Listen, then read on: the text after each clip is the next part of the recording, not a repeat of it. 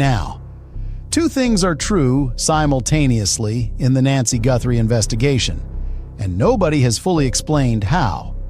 The sheriff says the family is cleared. A law enforcement source with direct knowledge of this investigation told a credentialed journalist on day 3 that the last person to see Nancy Guthrie alive may be the prime suspect in this case. And that source has never changed their position. Both of those things are on the record. Both of those things are still standing. And in between them, a car, torn apart under law enforcement supervision, examined piece by piece at a mechanic shop, held in a forensic evidence lot for weeks after the sheriff issued his clearance, still not returned to its owner, with what investigators found inside it never publicly disclosed. It wasn't the kind of discovery that arrives with noise. There was no dramatic announcement, no immediate confirmation that changed everything in a single moment. Instead, it surfaced quietly, almost like a detail that wasn't supposed to be noticed yet. Something that emerged from within the investigation rather than being presented to the outside world. And that's what makes it so unsettling, because when evidence like this appears in that way, it doesn't just add to the case, it shifts it, it changes how everything before it is understood. And that's exactly what is happening now, because according to what is being discussed, DNA and fingerprints have been found at the scene. Not just one, but both. Physical traces that suggest presence, contact, movement. Funny, and when those elements are introduced into a case that has been defined by uncertainty, they don't just raise questions, they redefine them. Because now the focus is no longer only on what might have happened, it begins to move toward who may have been there. And that shift from what to who is one of the most significant transitions any investigation can make. Because once identity becomes part of the equation, everything else begins to align around it. The timeline, the behavior, the connections, all of it starts to reorganize itself to accommodate this new possibility. And before we go deeper into what this discovery could mean and how it might connect to everything else in the Nancy Guthrie case, I want to take a moment to welcome you to the channel. We look for the truth in the shadows of cold cases and closed files. If you value this kind of deep dive investigation, please consider subscribing. And as we begin this journey together, I'd love to know where you're watching from today, whether you're joining us from the United States, Canada, Australia, or anywhere else in the world. Leave a comment below. It helps us remember that these stories, though local, touch hearts across the globe. And now, as we return to this moment, the focus sharpens, because DNA and fingerprints are not the same kind of evidence as everything else that has come before. They are not based on interpretation. They are not shaped by perspective. They exist independently of narrative. And that's what gives them their weight, because when physical evidence enters a case, it introduces something that cannot be easily dismissed. So we're something that must be accounted for within the structure of the investigation. And that's exactly what investigators are now working through. Not just the presence of this evidence, but its placement, its context, its relationship to the timeline that has already been established. Because where evidence is found matters just as much as the fact that it exists. It determines how it fits within the sequence, how it connects to the events that have been reconstructed, and whether it aligns with what has already been observed or challenges it entirely. And that's where this begins to take shape. Not as a conclusion, but as a point of analysis, a place where everything that is known must now be re-examined in light of this discovery. Because if DNA and fingerprints are present at the scene, then they belong to someone. And that someone becomes part of the story whether they were considered before or not. And that is what introduces the possibility that is now being discussed. The idea that this evidence may point to someone close, not definitively, not confirmed, but as a possibility that arises when you consider how access, familiarity, and timing intersect within a case like this. Because proximity changes everything. It alters how presence is interpreted. It raises questions about opportunity, about awareness, about whether what happened could have unfolded in the way it did without some level of familiarity with the environment. And that's where the analysis begins to deepen, because now investigators are not just asking who could have been there, they are asking who would have had the ability to be there without raising immediate suspicion.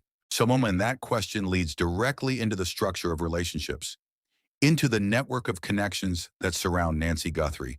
Because cases like this are rarely isolated, they exist within a web of interactions, of people, of moments that intersect in ways that are not always immediately visible. And when physical evidence enters that web, it begins to highlight certain paths over others, certain connections that may align more closely with what is being observed. And that alignment is what investigators are now examining, not to draw conclusions prematurely, but to understand how this evidence fits within the larger narrative. Because narrative in this context is not about storytelling, it is about sequence, about how events connect to form a coherent structure that can be followed and tested. And that's what is being constructed now. A sequence that incorporates this new discovery, that places it within the timeline and examines how it interacts with the behavior, the movements, the moments that have already been identified. And as that process unfolds, something else becomes clear. The importance of consistency, because evidence must align with the sequence in order to hold. It must fit within the structure without forcing contradictions. And that consistency is what investigators are measuring now, comparing the presence of DNA and fingerprints with what is known about the scene, about the timing, about the access points, about the individuals who were connected to those moments. And as they do that, patterns begin to emerge. Not immediately, not in a way that answers every question, but gradually, through the alignment of details that start to point in the same direction. And that direction is what gives this moment its significance, because it suggests that this is not just a new piece of information, it is a connection, a link that has the potential to bring clarity to aspects of the case that have remained unresolved. And that clarity is what drives an investigation forward. Because once a connection is established, once it holds under scrutiny, it becomes part of the framework that guides the next steps. And that's where this is heading now, toward that point where the presence of DNA and fingerprints is no longer just a discovery, but part of a structure that explains how the events of this case may have unfolded. And as we continue to follow this, to examine each detail and how it fits within that structure, when we move closer to understanding, closer to the moment where the sequence becomes clear and the story of what happened to Nancy Guthrie begins to take shape in a way that can be fully understood. And if this evidence continues to align with the patterns that are being observed, if it holds within the timeline and supports the connections that are being examined, then it may represent one of the most significant developments in the entire case, a turning point that shifts the focus from uncertainty to something much more defined, something that brings us closer to the answers that have been just out of reach until now. And that is the moment we are moving toward, the moment where everything begins to align, where the presence of this evidence is no longer just a question, but part of an answer that is slowly, piece by piece, revealing itself. And as that evidence begins to settle into the structure of the case, as investigators move from the initial discovery into the deeper process of interpretation, something important starts to take shape, something that goes beyond the simple presence of DNA and fingerprints and moves into what those traces actually mean within the timeline. Because physical evidence does not exist in isolation. It interacts with everything around it, with movement, with access, with timing. And when those elements are aligned correctly, they begin to form a sequence that can be followed. And that sequence is what investigators are now trying to reconstruct. Not just where the evidence was found, but how it got there, when it was left, and whether its presence reflects a moment that fits naturally within the established timeline or introduces something that challenges it. And that's where the analysis becomes more precise. Because once you begin asking how evidence arrived at a specific location, you move into questions of behavior, of opportunity, of proximity, and those questions begin to narrow the focus, not in a way that eliminates possibilities entirely, but in a way that highlights certain paths over others. And that's what is happening here, because the combination of DNA and fingerprints is not just about presence, it is about interaction. It suggests contact. It suggests a level of engagement with the environment that goes beyond simply passing through. And that level of engagement is what investigators are now examining more closely. because it provides insight into how someone may have moved within that space, how they may have interacted with objects, surfaces, or specific areas that now hold significance within the case. And as that interaction is analyzed, as each detail is placed within the larger sequence, something begins to emerge, a pattern that connects the physical evidence to the behavioral framework that has been developing throughout the investigation. And that connection is what gives this moment its weight, because it suggests that the evidence is not random. It is part of a sequence that can be understood, that can be traced, that can be tested against the timeline to determine whether it aligns with the events that have been reconstructed so far. And that's where the focus shifts again, from discovery to alignment. Because alignment is what determines whether evidence holds, whether it fits within the structure without forcing contradictions. And that's exactly what investigators are now working through, comparing the presence of this evidence with the known timeline, examining whether the placement of DNA and fingerprints corresponds with the moments where access to the scene would have been possible, where interaction with that space could have occurred without drawing immediate attention. And as that comparison continues, something else becomes clear: the importance of familiarity, because the idea that this evidence may belong to someone close is not just based on proximity, it is based on the concept of access, of understanding the environment, of being able to move within that space in a way that does not immediately disrupt the expected flow of events. And that's where this begins to take on a different dimension, because now the question is not just who could have been there, but who could have been there without it seeming unusual. And that distinction is critical because it narrows the field in a way that shifts the focus toward individuals who had a reason to be present, who had a connection to the environment that would allow them to interact with it naturally. And that's where the possibility of someone close becomes more than just a theory. It becomes a framework that can be examined against the evidence. Because if the presence of DNA and fingerprints aligns with the patterns of access and familiarity, then it begins to form a connection that holds under scrutiny.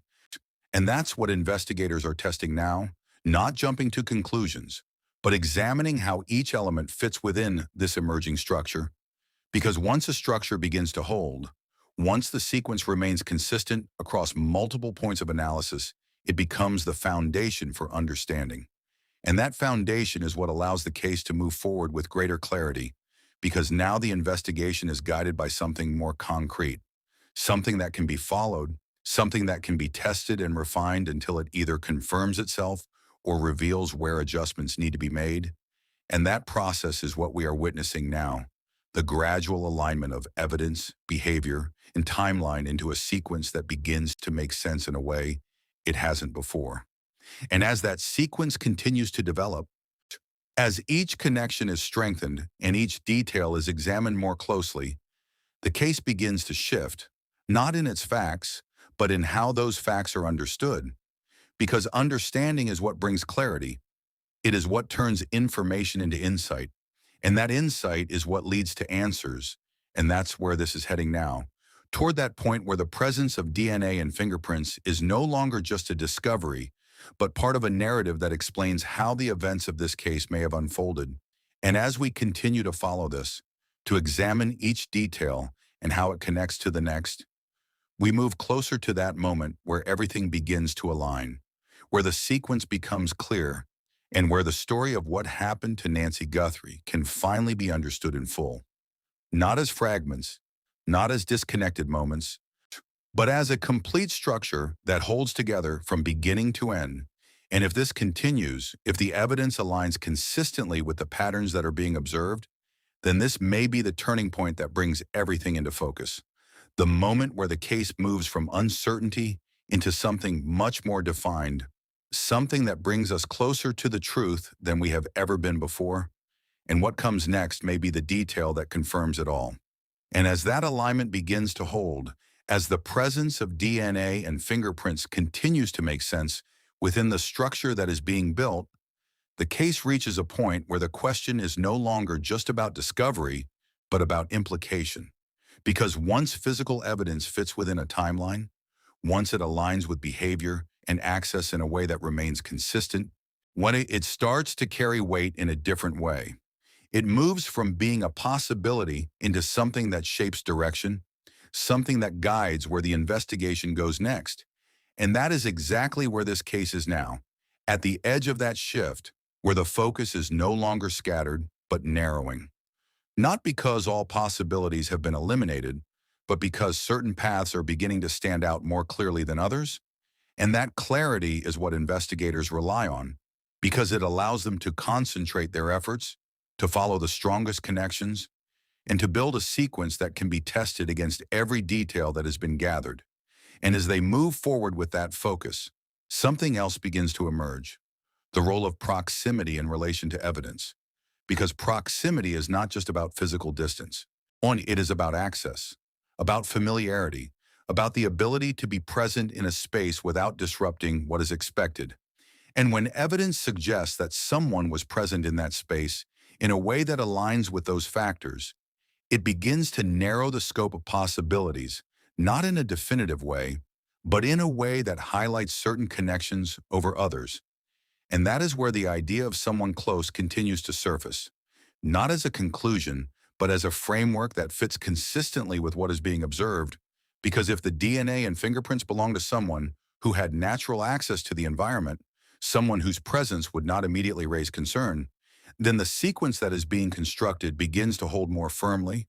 It begins to explain not just how the evidence came to be there, but how the events themselves may have unfolded in a way that allowed that presence to exist without interruption. And that is what gives this moment its significance, because it suggests that the answers may not lie in something distant or unexpected, but in something closer, something that has been part of the case from the beginning, but is only now being understood within the correct context. And that context is what transforms information into understanding. Because once you see how the pieces connect, once you understand how each moment leads into the next, the case stops feeling like a collection of unanswered questions and starts feeling like a sequence that can be followed, a narrative that can be examined from beginning to end without breaking. And that is what investigators are working toward now. Not just identifying what happened, but understanding how it happened, how the presence indicated by this evidence fits within the timeline, how it aligns with the behavior that has been observed, and how it connects to the individuals who were part of that environment. And as that understanding continues to develop, as each connection is reinforced and each detail finds its place within the structure, the case begins to move toward a point where the sequence is no longer uncertain, but defined, where the patterns are no longer tentative, but consistent, and where the narrative that has been forming begins to take on a clarity that has been missing from the very beginning. And that clarity is what brings the case closer to resolution. Because once the sequence holds, once it remains intact under scrutiny, it becomes the foundation for everything that follows, the point from which conclusions can be drawn and actions can be taken. And that is the stage we are approaching now, the point where the presence of DNA and fingerprints is no longer just a question, but part of an answer that is beginning to take shape, an answer that connects the timeline, the behavior, and the evidence into a structure that can be understood in full. And as we stand at this point, as we look at how far the case has come and how much has been revealed through this discovery, it becomes clear that this is not just another development. This is a turning point, a moment where everything begins to align in a way that brings the truth closer than it has ever been before. And if this continues, if the sequence holds and the connections remain consistent, so then what we are seeing now may be the beginning of the end of uncertainty, the moment where the case transitions from searching into understanding, and where the answers that have been hidden within the details finally begin to emerge in a way that cannot be ignored. And if you have followed this case, if you have stayed with the patterns and the connections as they have slowly come into focus, then you already know how important this is, because this is where everything changes. This is where the story moves from speculation into something much more grounded, something that can be followed, tested, and ultimately confirmed. And if you want to see how it all comes together, how the final pieces fall into place, and what they reveal about the case as a whole, make sure you stay right here, because this is where we connect every detail. And this is where we follow every lead. And this is where the truth, no matter how hidden it may seem, is brought into the light. And what comes next may be the detail that finally confirms everything. And when all of those elements are finally placed together, when the DNA, the fingerprints, the timeline, the behavior, and the relationships are no longer being examined as separate pieces, but as parts of a single structure, something begins to settle into place in a way that feels different from everything that came before. Not because it answers every question instantly, but because it holds, because it remains consistent no matter how closely it is examined. And that consistency is what gives it weight, because in a case like this, where uncertainty has defined so much of the narrative, the moment something begins to align across every level of analysis is the moment where the investigation starts to move with direction instead of doubt. And that is exactly what this discovery has introduced. Not certainty, but structure. A framework that allows each detail to be understood in relation to the next. And once that framework exists, once it begins to hold under scrutiny, everything else starts to fall into place around it. Because now the case is no longer built on isolated observations. It is built on connections, on patterns that can be traced, on sequences that can be followed from beginning to end without breaking. And that is what investigators are working with now, a structure that integrates the presence of physical evidence with the movements and behaviors that have been observed.